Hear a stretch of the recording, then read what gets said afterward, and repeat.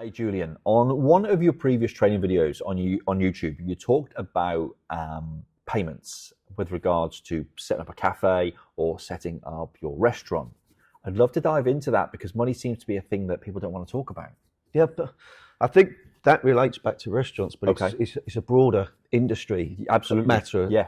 As a whole. And the principles of what we talked about in that video Yeah. apply across whether it's educational or health or residential or retail or whatever elements you're actually looking at. Okay. And with that, the principles are still there. The contracts have changed slightly, but they haven't changed the principles of payment. Okay. So tell us about that from your perspective in your industry.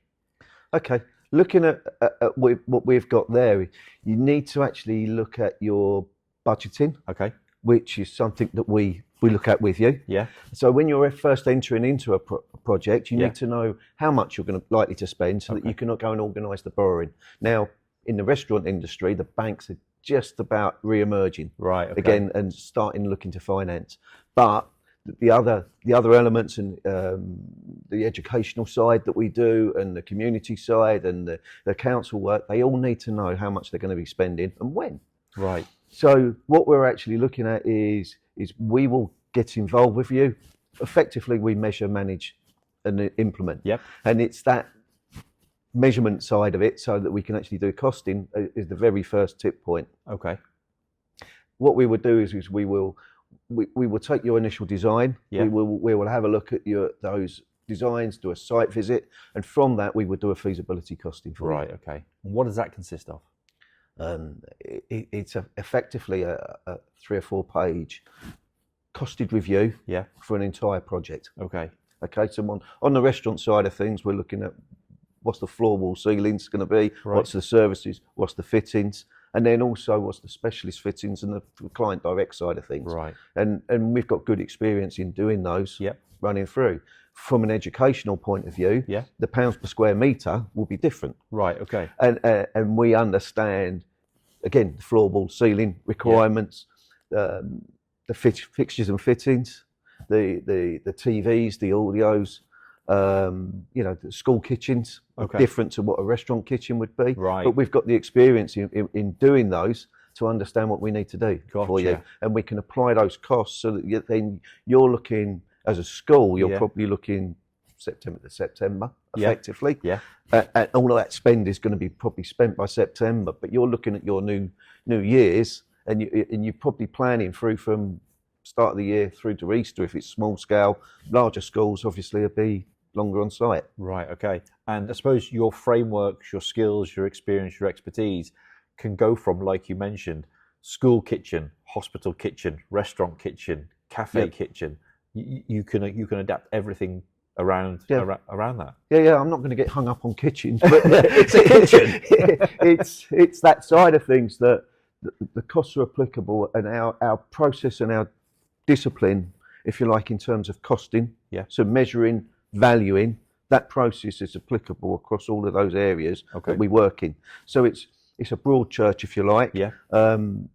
We work in niches in some respects, but those are applied through, and it's about making use of our professional services to suit your needs and to be of benefit to you. Gotcha. So different people might have different needs, but that will be from that feasibility through to the cash flow, through to possibly even capital tax allowances and that sort of thing. I think if we run the video, we can talk from the basis of what we did before, and then maybe we can discuss it after.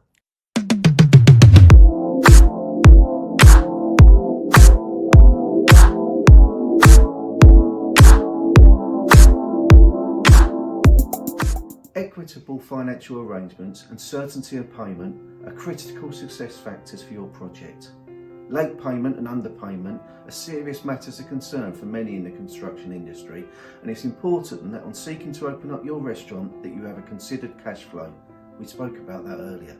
Now, if you enter into a simple contract, then you are governed under the Construction Act, which is also more formally known as the Housing Grants, Construction and Regeneration Act 1996. Some of the provisions include the right to be paid in interim, periodic or stage payments, the right to suspend or part suspend performance for non-payment. The client must issue a payment notice within 5 days of the date for payment, even if no amount is due. Alternatively, the contractor allows the contractor to make an application for payment, which is treated as if it is a payment notice. Also, your quantity surveyor will help you with this. The client must issue a pay less notice if they intend to pay less than the amount set out in the pay notice, setting out the basis for its calculation. The notified sum is payable by the final date for payment. Interestingly, the Construction Act does not stipulate any payment period, with parties free to agree what payments are due when. We would generally recommend a period of 7 to 14 days to be appropriate, with payments every fortnight. Although remember to factor these proposals into your cash flow. And remember, everyone appreciates being paid early. So, just having viewed the video there, that's a younger me. No comment. Principles haven't changed though. Okay, tell me about them. So, it's about paying a contractor correctly on time. Okay. Not having to get into those withholding notices and that Yes. side of things. Everyone likes being paid early. Of course. It's about having the appropriate budgets in place. Yeah. And with that, it's more equitable. Okay. Payment terms being agreed. Right. So I think principally that was what I saw coming out of that. Yeah. And again, that applies across everything that we're actually doing. So it's sticking to your timescales, Yeah. sticking to your interim valuation dates, Okay. sticking to the process periods, sticking it through to the actual final payment date, and not seeing that as an actual payment date. It must be. Right. It can go before that. Okay. Gotcha. But what's on the flip side of that is how do we arrange that financing if it's through a bank or a lender to be in place ready for that, and the cash flows that we get from a contract sum, Yeah.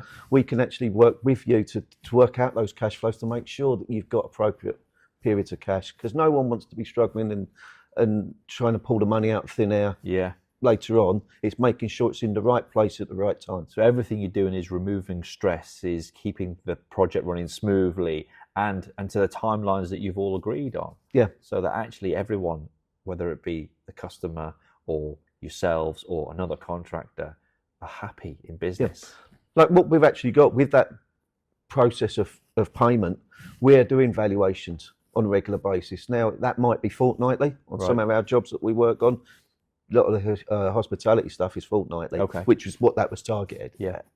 But on a longer build and possibly a larger build, but not necessarily, it could be monthly payments. Okay. But we're going and doing that valuation process. Gotcha. We're going through the putting together of what that cost should really be. Yep. So once we certify it Yep. through to you, you've got that actual payment. Now we can foresee what those payments are likely to be, but again, they're estimates. Okay. And some things might go slower on site, some things might go faster on site. Okay. But so it's good to have a level of contingency built into Yeah. that drawdown. Is where I'm trying to come Gotcha. to. Okay. But with that, we can actually manage and foresee that process for you, Yeah. and those payments that you need, and allocate that through. Gotcha. So if people want to do work with you, if you want to bring you on for QS and things like that, how do they get in contact with you? But I think the contacts were on that video that Right. we just had through. But Yeah. just as a reminder, it's our website, my personal email that you had there, Julian at jca-limited.co.uk, or ring me. Okay. Cool. It's always good to talk.